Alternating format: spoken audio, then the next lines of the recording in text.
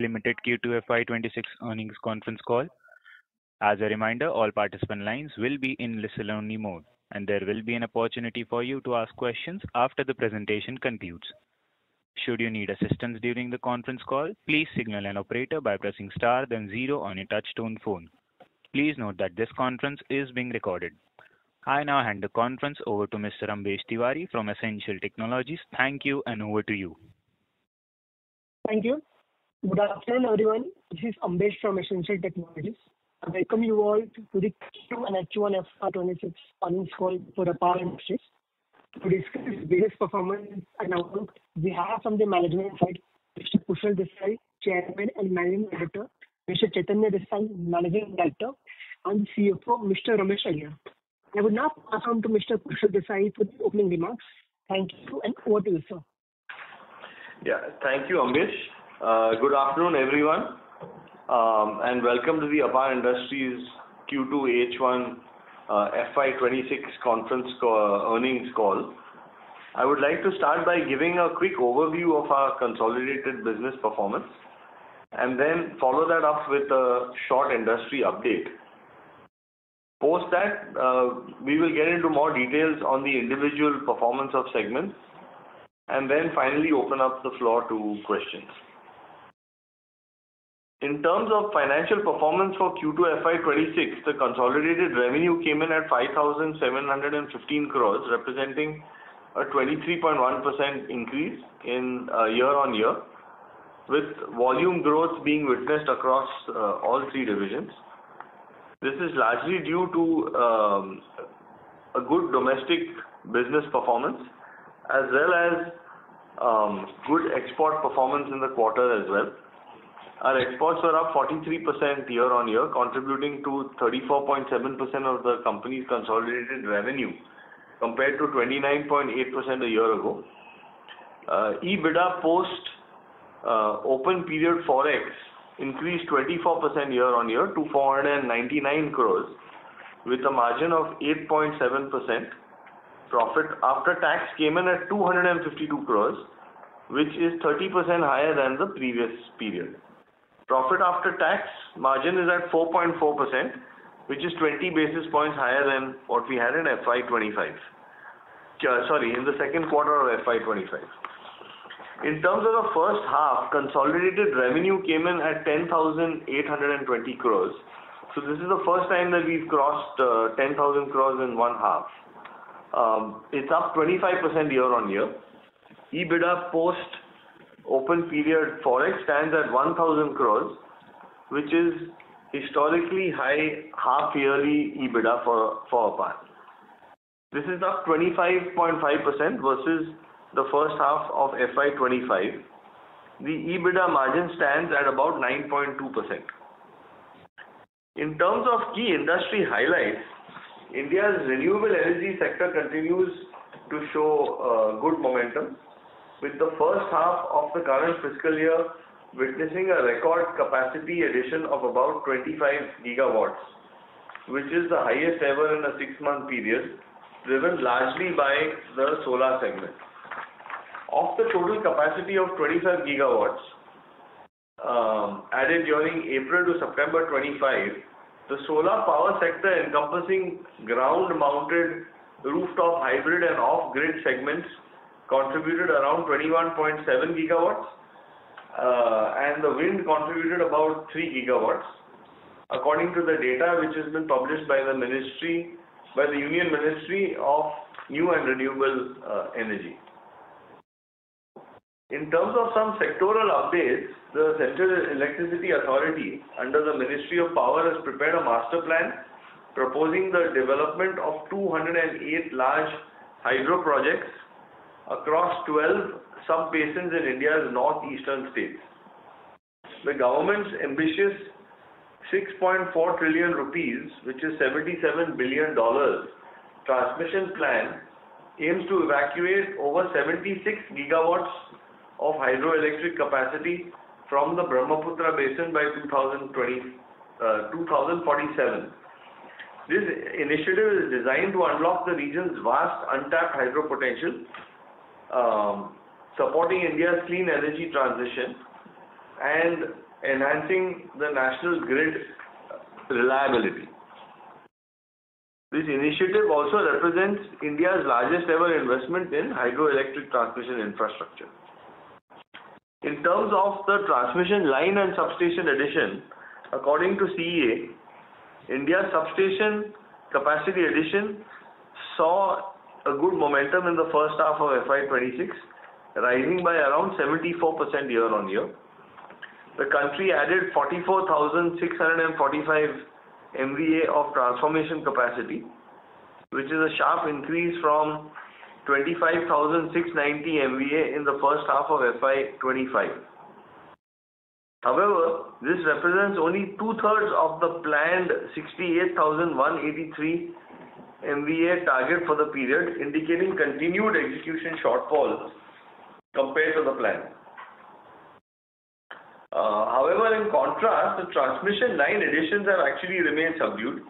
During April to September FY26, only 2,411 circuit kilometers of new lines were commissioned, which is a 27% decline from the first half of FY25 and achieving just 39% of the plan for the period. This shortfall was particularly acute in the 765 kV category, where additions dropped to 300 circuit kilometers, down 26% year on year and covering only 9% of the planned addition. In June 25, the Power Ministry announced a rollout of ultra-high voltage AC power transmission systems with 1100 kV lines and 10 substations identified for development by 2034. So overall, while substation capacity additions have shown an encouraging momentum, the transmission line expansion continues to lag behind targets. However, this is expected to gather pace and align more closely with the targets in the months to come. Now coming to our segmental performance, the conductor division in the second quarter of FY26 had a revenue growth of 34.9% year on year on the back of a product mix which had higher realization and a better composition. Plus, there was a volume growth of 16.2% in Q2 FY25 versus the previous period. Exports grew 74.6% over last year same period. Exports contributed 24.2% of the overall revenue compared to 18.7% a year ago. The US revenue in the first half was up 145%. Premium product mix contribution is 45.4% in Q2 FY26 versus 42.2% in Q2 FY25. The EBITDA post Forex also grew 21.4% to reach a value of 248 crores. On the margin front, EBITDA post open period Forex stands at 39,636 rupees per metric ton as against 37,702 rupees per metric ton for the same period last year. Improved premium mix and growth in the US business has resulted in this higher EBITDA per ton. The order book comes in at 7,168 crores for the quarter. New orders received during H1 is at 5,256 crores. Sorry, I beg your pardon. The order book, total order book is at 7,168 crores and the new orders received during H1 were 5,256 crores. If you look at the first half revenues, that came in at 5,885 crores, which is up 39% over the first half last year. Volume again has grown at 16.8%. The export mix stands at 22.3%. The EBITDA has come in at 497 crores, which is 27% higher. The EBITDA margin is at 41,421 rupees per metric ton versus 38,095 rupees per metric ton in the last year. We have strengthened and opened up new markets beyond the US. For example, in Europe, we are expanding and entering a larger footprint in new countries for some of our premium products, and also adding them in Latin America.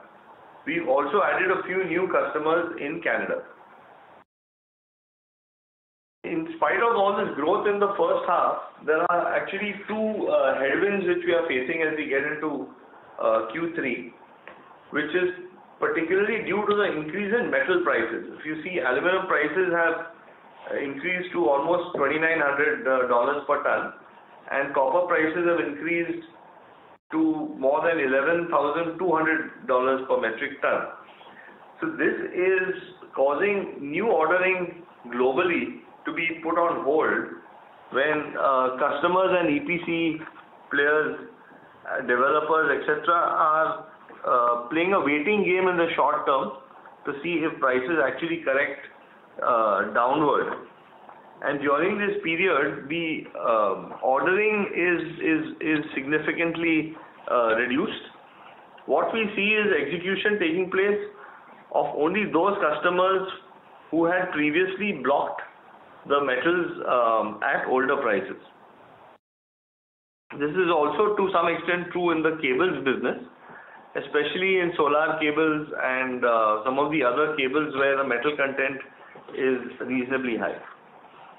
Now coming to our oil business, revenues from operations remain flat compared to last year, largely because crude prices in the first half have been lower than what they were in the same period previous year. Volume has grown 8.2%. Transformer oil volume was a bit lower at 4.6% at a global level on account of some execution delays in the supply chain, especially from our plant in the Middle East as well as in some of the export locations. However, the transformer oil domestic business posted a very strong revenue growth of 13.6% versus the previous year. Automotive oils grew 3.7%, whereas industrial lubricants grew 18.8%.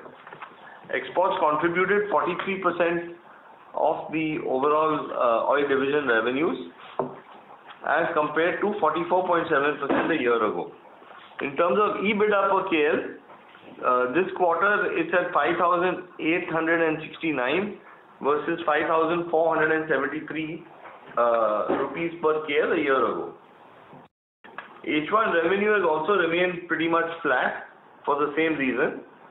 However, the domestic transformer oil business has grown 17.3% in the first half versus the same period previous year, and the export mix in the first half stands at 40%.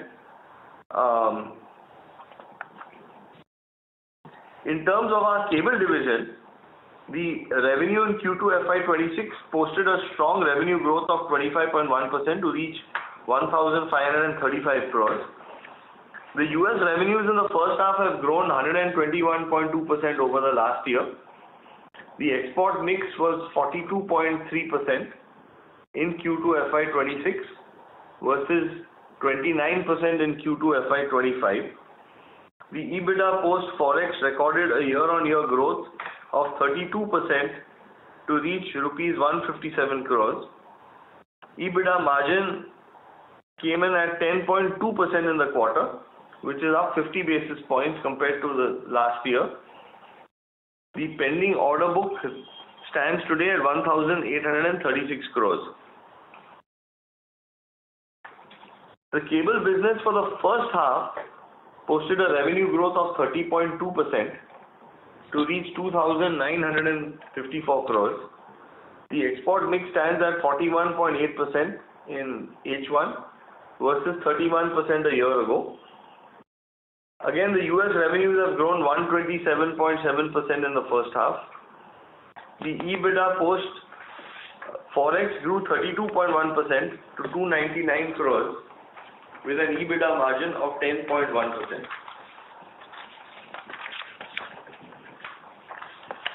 So I'd now like to just move to concluding remarks and summing up the scenario. So from a fundamental, if you look at the fundamental growth drivers for the company, we believe that they still continue to remain fairly intact. There is a steady inflow of business coming from renewable energy in India as well as around the globe. There is continued investment happening in terms of grid monetization and augmentation at a global level. Domestic business continues to be relatively strong, and our presence across multiple segments in the generation, transmission and distribution of electricity continues to be healthy. On the export front, the US tariff situation is fluid at the moment, with various announcements that have happened over the last few months. One important development has been that aluminum and almost 400 products were added to the Section 232 duty, which is uniform at 50% for aluminum, copper and steel, and this is uniform across all the countries.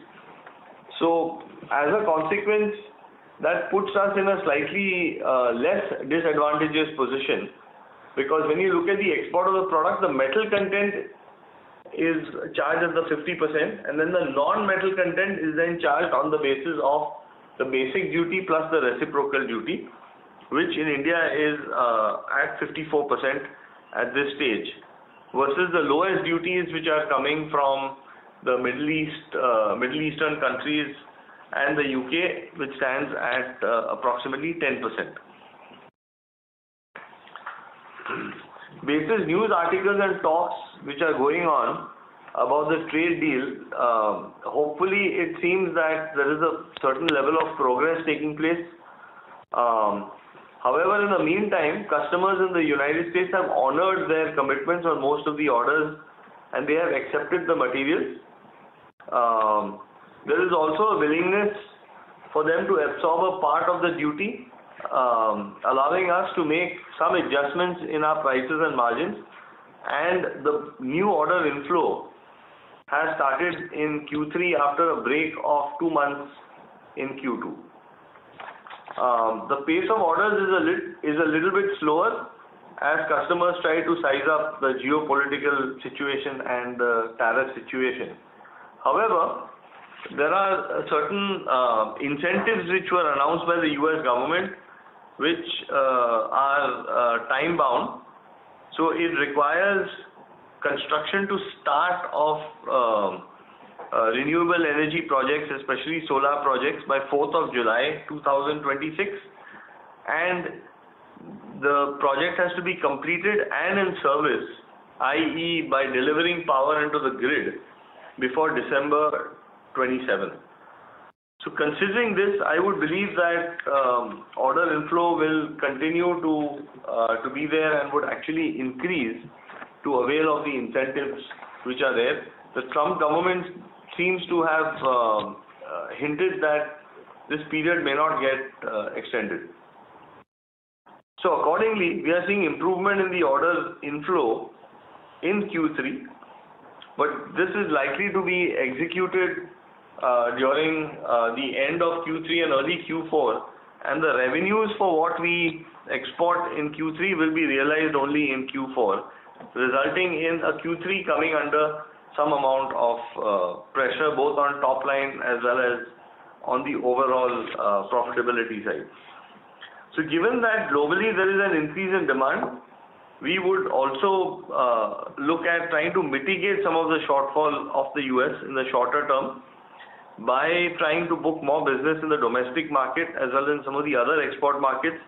As I mentioned earlier, one dampener is that there has been a sudden spike in the price of aluminum and copper, which is holding off people from finalizing their orders in the hope or expectation that these prices may fall. But overall, we believe that, if you look beyond one quarter and you look into the medium term, we believe that the business fundamentals continue to remain strong. So on this note, I'd like to conclude my presentation and open up the floor to questions. Thank you very much. We will now begin the question and answer session. Anyone who wishes to ask a question may press star and one on the touchtone telephone. If you wish to remove yourself from the question queue, you may press star and two. Participants are requested to use handsets while asking a question. Ladies and gentlemen, we will wait for a moment while the question queue assembles.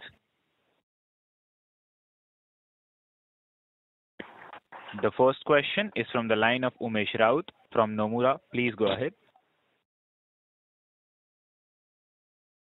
Yeah, hi sir. Congratulations for a very strong set of results. My first question is pertaining to conductor segment where we have reported a very strong set of EBITDA and realization number for consecutively for almost now 3 quarters. And our guidance is at about closer to about 30,000 rupees per ton on this side. So any revision in terms of guidance now, considering that consistent performance of EBITDA per ton, more of closer to 40,000 per ton, and especially with respect to what you talked about in case of US market, how demand is kind of shaping up. If you can divide that demand in case of data center and then other government-related projects, and where exactly do you see postponements kind of happening in terms of decision making from the customers? And also in case of domestic market, how do you see second half shaping up in terms of demand, considering that first half was relatively muted in terms of executing projects on transmission line side? Yeah, hi, Umesh. So I'll answer the first part of it. Basically, on the EBITDA part, we will continue our guidance of 30,000 per metric ton. As we have been explaining in the calls earlier, it's a combination of various product categories, and depending on what gets executed during the quarter, our margins comes up. And as you would have seen, the EBITDA margins we have been guiding from 10,000 to 30,000 over the last 2-3 years, where we see a comfort level below which the EBITDA are not likely to drop over a 12-month period. So despite that, we have got 35 to 40,000 EBITDA per metric ton. For the time being, we'll continue to guide 30,000 per metric ton for the future, for the overall medium to long term 12-month period. On the second part of your question, so data centers is definitely one of the major drivers of the electricity demand in the US. But in terms of the products that we are selling, especially the conductor part, so transmission is an important component to feed the power to the data centers, and definitely that is one of the areas. We don't have the exact breakup, but our estimate is that the major part of the demand currently in the US is actually coming because of the data centers. The second driver is also in terms of the various other projects, especially wind energy in the US. So a lot of transmission lines are coming up in those wind corridors to transmit the power from the generating point to the various consumption areas. So these are the major drivers. Okay, and in domestic market, how do you see things shaping up in especially second half FY26? So second half traditionally is always better in terms of the less weather-related issues. So we feel that there will be a better progress, as was already explained, that the progress in the first half in this year has been behind the target by a huge margin in India. But hopefully we expect things to gather pace in the second half. There is also the pricing of the aluminium, which we spoke about, that there are some projects which already the bidders have bid with a certain assumption of aluminium and the products based on aluminium. So they are waiting till prices of aluminium drop for them to actually go ahead with the placement of orders. So to the extent they can delay some of the projects, there will be a little bit of that effect also happening in India and outside India. Got it.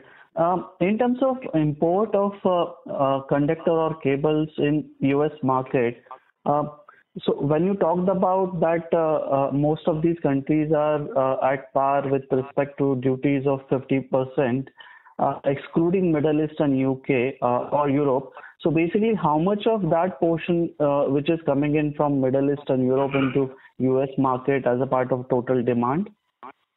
No, so I think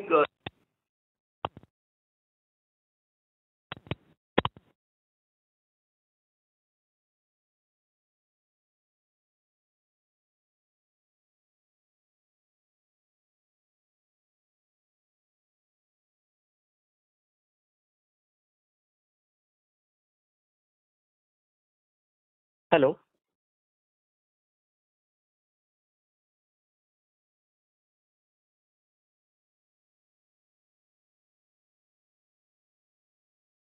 Just a moment, just a moment. There is a voice drop. This is the operator. Sorry to interrupt you.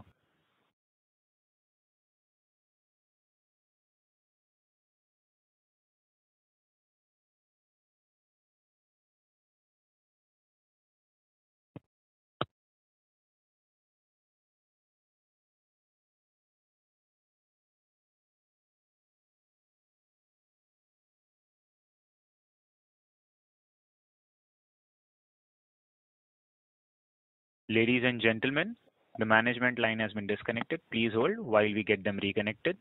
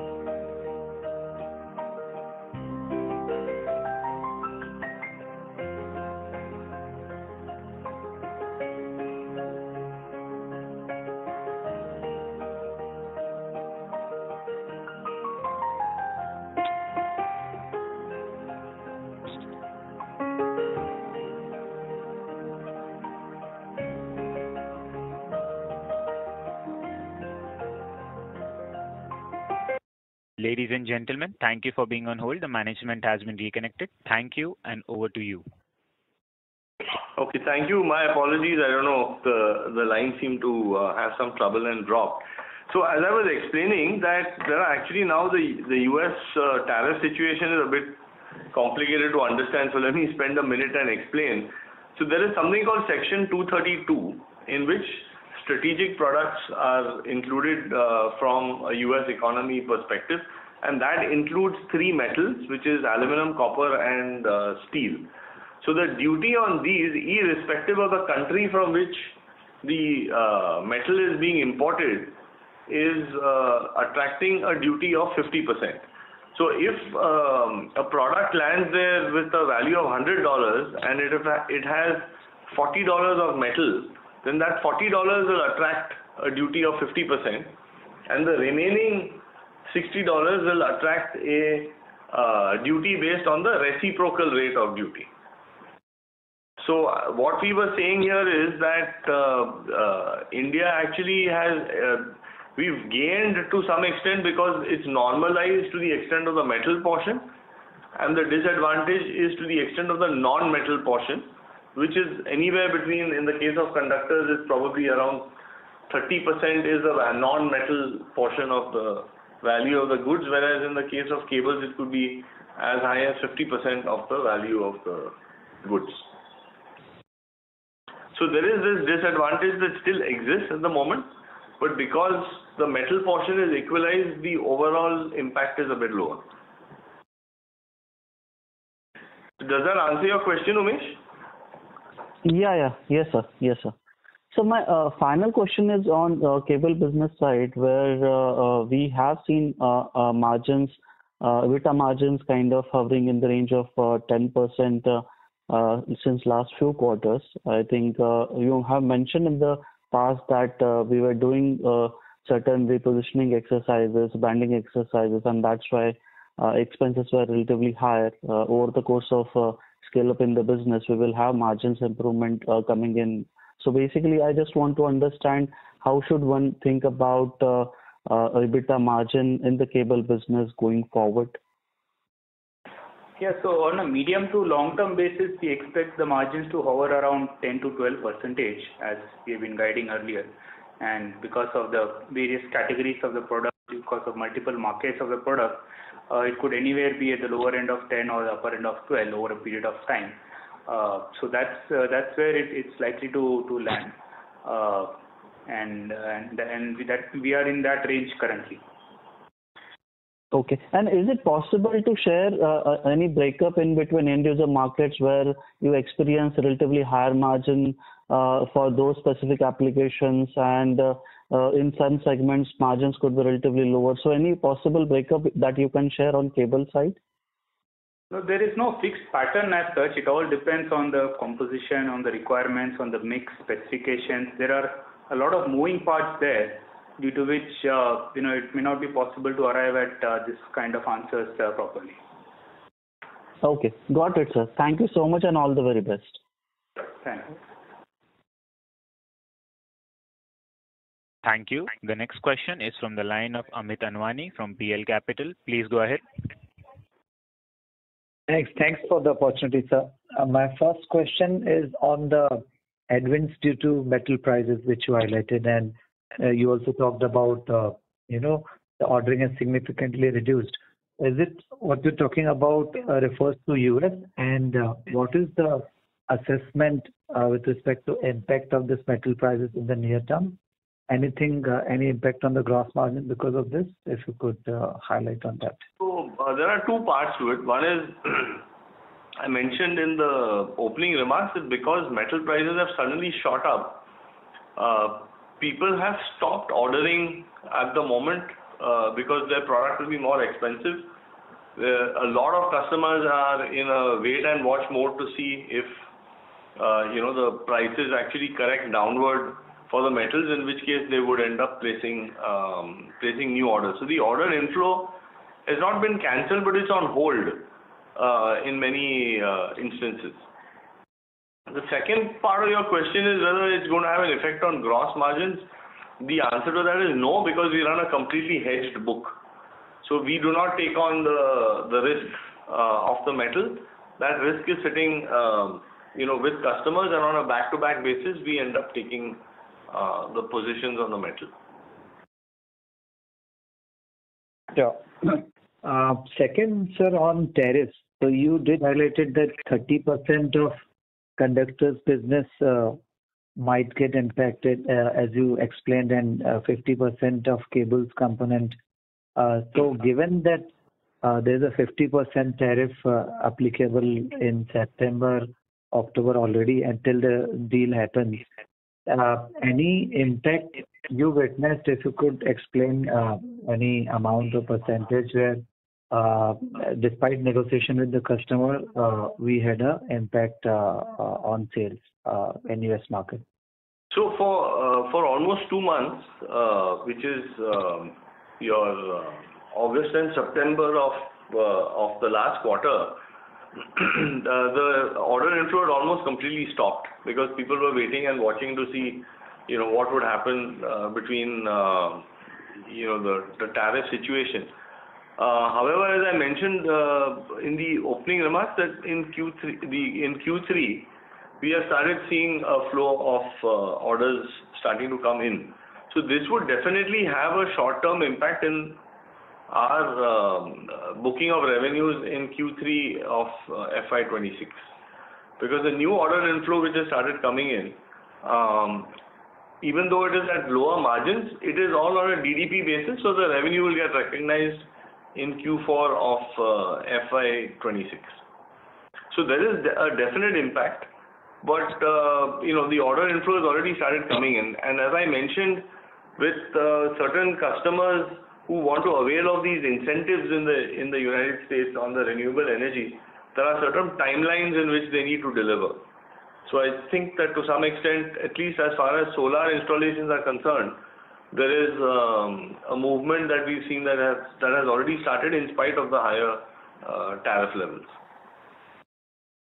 Understood, sir. Sir, for cables, we can see this quarter, I think the sales was about 885 crores for domestic business, which is kind of hardly 1-2% growth. So any reason there? And exports for cables, despite you explained that orders were stopped. So if you could explain the exports for cable were significantly higher despite the tariff. So if you would like to explain these numbers on cable. So in terms of the cable exports to the US, because the tariffs were, the periods were already announced by which the increase would take place, a lot of customers have, taken delivery of product to meet with those deadlines, and that's reflected in the higher percentage number that you see of growth in the cable side. Also, the domestic market Q2 is normally the slowest period. No power cable, the power cable work really stops quite dramatically in Q2. So we took that period to actually complete all the US export orders which were there. We've not really had any major penalties and tariff-related issues to absorb in terms of our own P&L so far.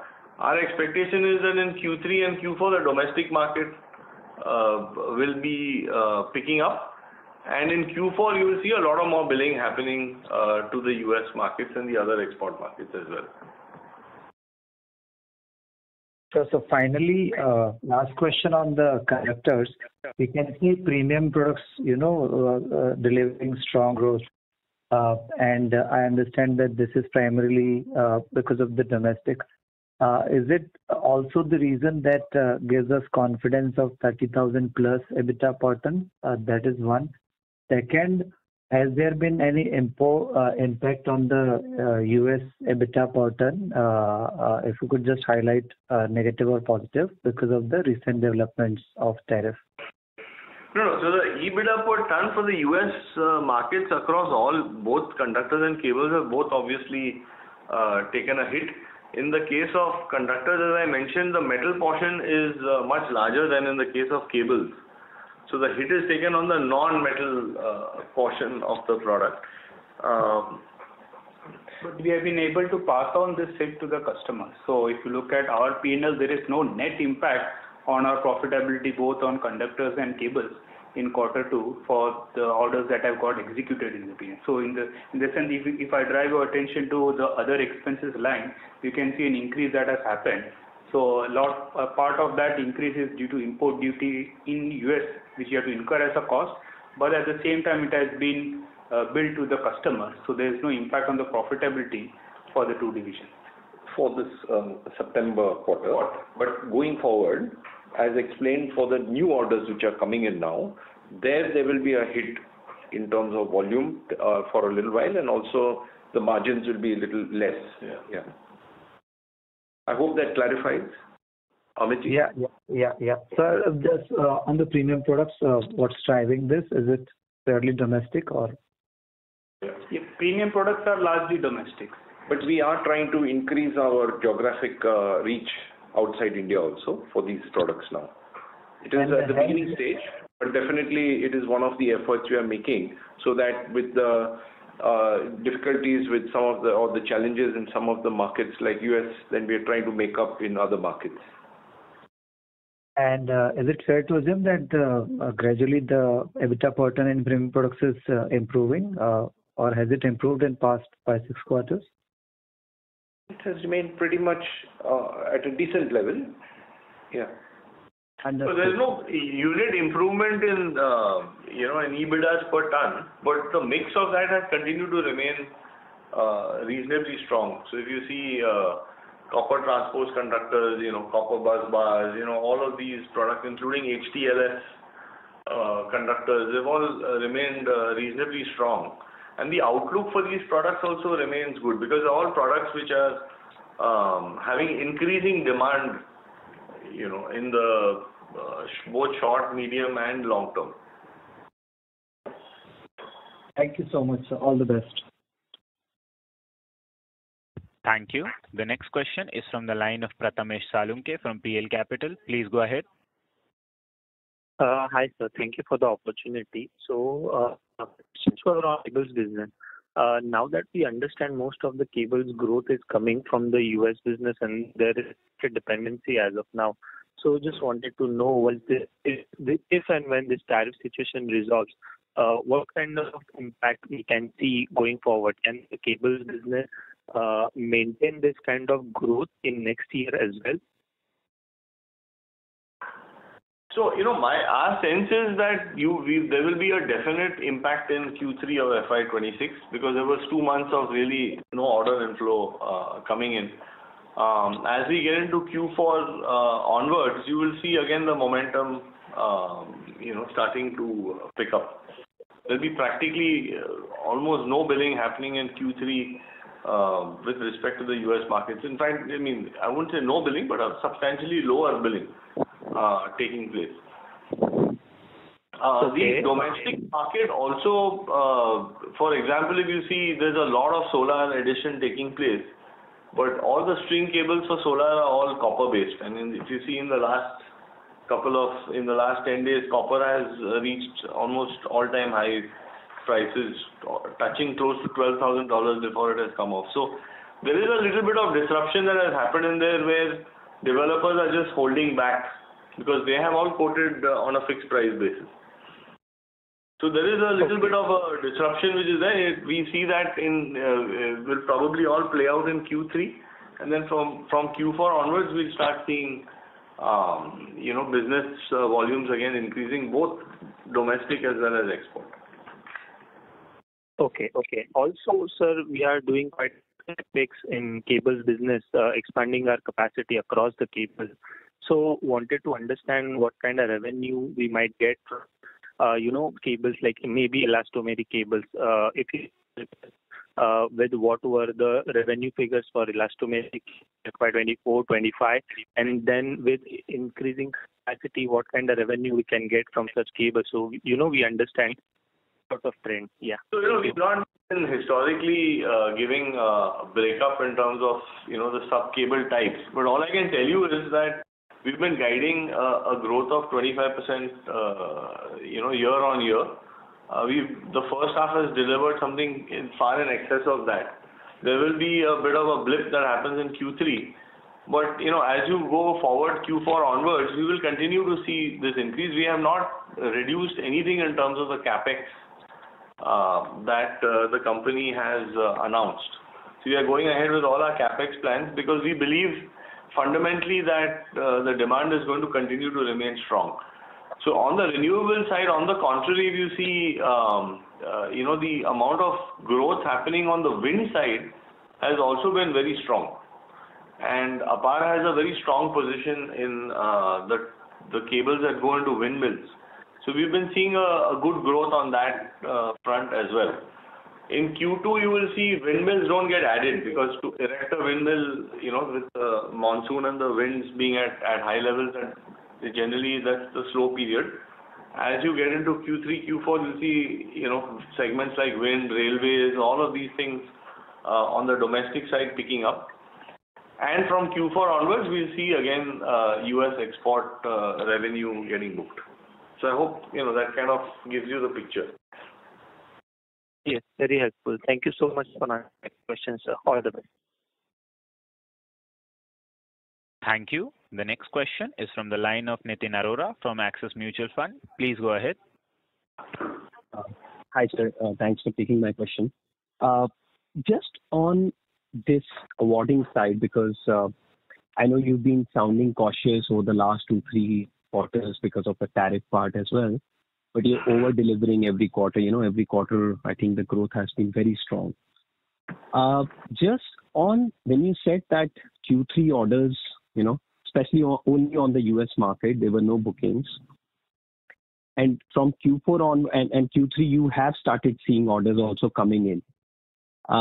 When these orders are coming in, is it purely on the conductor and cable, and it's again the renewable capex where the customers are decided? Because when we look at the global data of renewables, that is not falling. That the ordering has been very strong.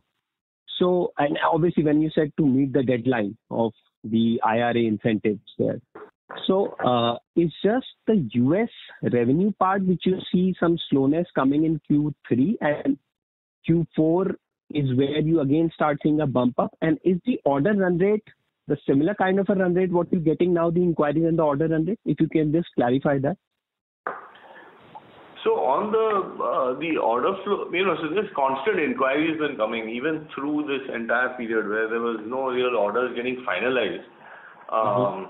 But we've seen a large intake, come in at the end of through the Diwali, meaning the last week of October, early in the last 10 days, a whole spate of orders has come in from the US market. So.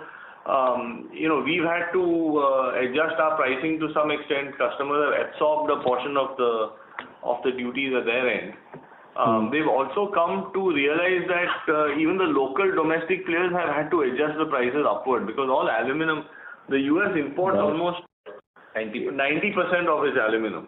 So those prices have also got, the local prices of aluminum have got adjusted up to that extent. So this was a whole period where things needed a bit of settling down, and then now this order inflow has come. So you will see a reasonably strong execution happening, from November onwards, and it's all directly, the orders which are getting finalized first are all coming from the renewable energy side in the US.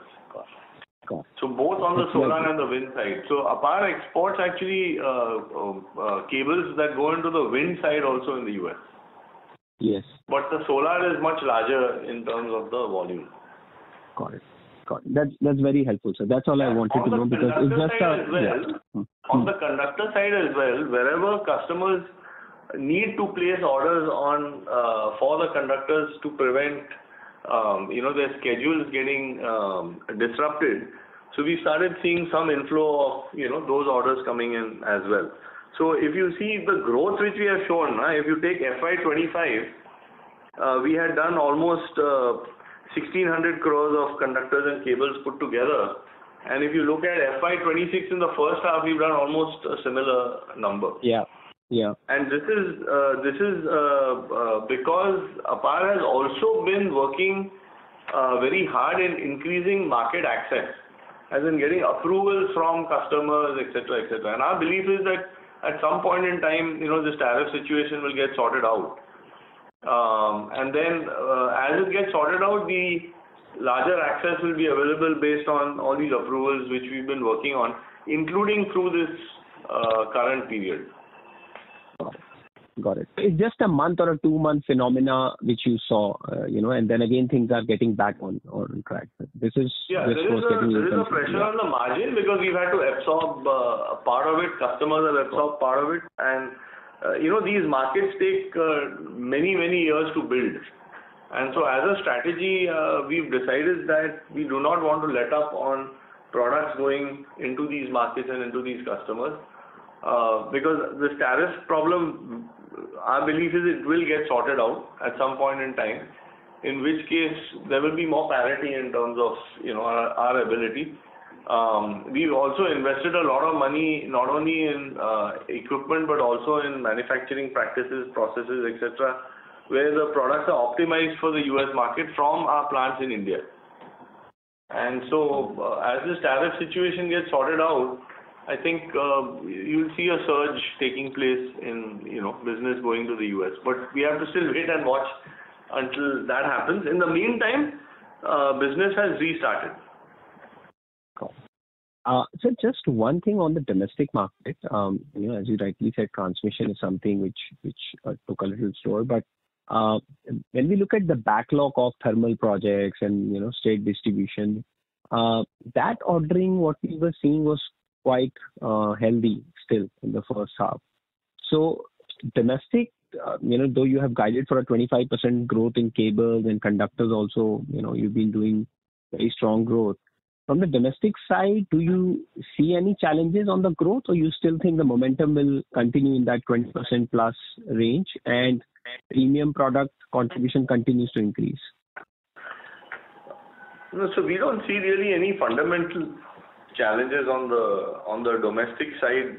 The short-term issue has clearly been a right of way. Also, there is a change that many of the customers are putting in the way in which you can do the billing.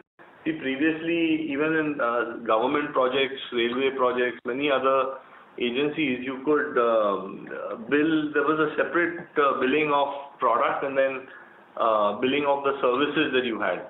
So you could supply the product part, earlier in the cycle compared to the services part. Today, everything is now moving towards milestone billing. So if your right of way doesn't come through, then you don't want to order the material because you can't then bill it further to the client. Your payment is now more milestone based in terms of how you execute. So a few of these things have played out, because of which there is likely to be a slightly slower movement happening in Q3. But keep in mind that post Diwali, that means from November through till March is the best construction season in the country. Yeah. So everyone is working overtime on getting right of ways, and as those come through, you will see the conductor offtake starting to pick up.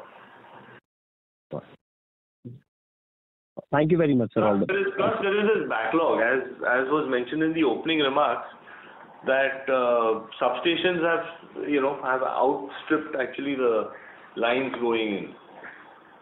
So there will be a demand that will come up for the lines.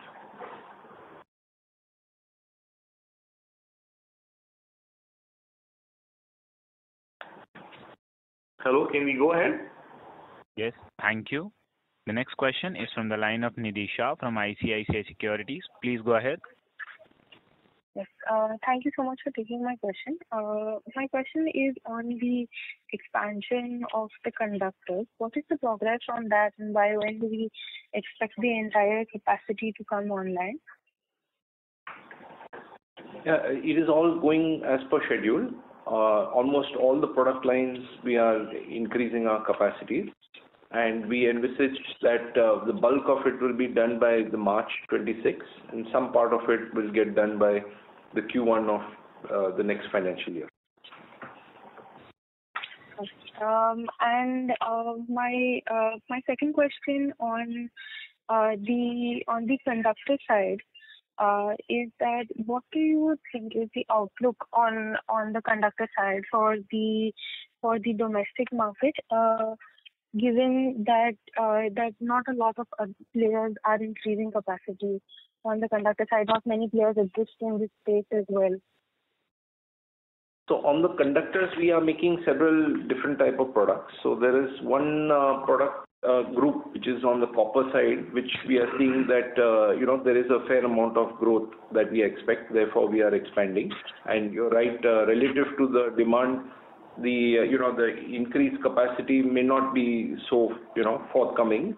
On some of the conventional conductor side, aluminum side, we see that the supply demand may be not so great for us because new capacities are coming in, and as we discussed, there is a little slowdown. And we are building our capabilities on the premium products of the aluminum conductors. So that is also expected to grow. Okay, thank you. With the reconductoring projects, of HTLS and OPGW. Yeah. Yes, thank you. All right. Thank you. The next question is from the line of Kunal Seth from BNK361. Please go ahead. Yeah, hi. Good evening, sir. Thank you for the opportunity. Sir, you did mention about the conductor capex that are likely to come by March. We are also investing about 800 crores in cable division. So, what is the status there? When are the capacity likely to come up there? So, in the case of in the case of cables, we have the first phase of equipments are coming in the January-March quarter, and the balance will all arrive in the April-June quarter. So by the June quarter, you will have pretty much everything having landed up at our sites, and then the commissioning will take place. So bulk of the commissioning, I would imagine, would be done by June of 2026. Spillover of which would happen in the in the third quarter of next year, as in the quarter ending September of next year. Okay. So basically, and then we'll see gradual ramp up in terms of utilization over the next few quarters. Absolutely. Okay. Sure. And my second question. Improvement enough to meet, our operating plan for this year, and then the timing of the capex is such that it times in to then allow for further increase happening from the next financial year onwards. Got it, sir. And sir, my second question is relating to conductor segment. The share of premium products there is about 45% in Q2 and about 44.5 in H1. Is there a number that we have in mind? Basically, what I'm trying to understand is where can this share go up, given that we are still, focusing on a lot of premium products and introducing a lot of specialty products. So the copper side is a separate bucket by itself. But when you look at the aluminum side, which is consisting of HTLS and all these premium conductors, where we not only supply the conductor but we also actually install it. So that part of the market is actually a growing market, and there is a lot of work going on in there. Government policy also is being worked upon to improve and increase the amount of reconductoring efforts that are going to happen in the country. So the equipment is actually fungible. So as the HTLS demand increases, we are in a position to increase the production of those type of conductors. So I don't see a limiting factor on that number, saying that we want to grow only up to a certain percentage. If there is a huge reconductoring demand that comes up, we would like to produce practically everything as HTLS. Okay, got it. So basically, it's more constrained by the how demand shapes up rather than our capacity. Exactly. So as we put in all the new capexes, we made sure that equipment is fungible to produce a much wider range of premium products. Got it, sir. Thank you so much, and best of luck for the future quarters. Thank you. The next question is from the line of Mr. Achal Lohade from Nuvama Wealth Management Limited. Please go ahead. Yeah, good afternoon, sir. Thank you for the opportunity.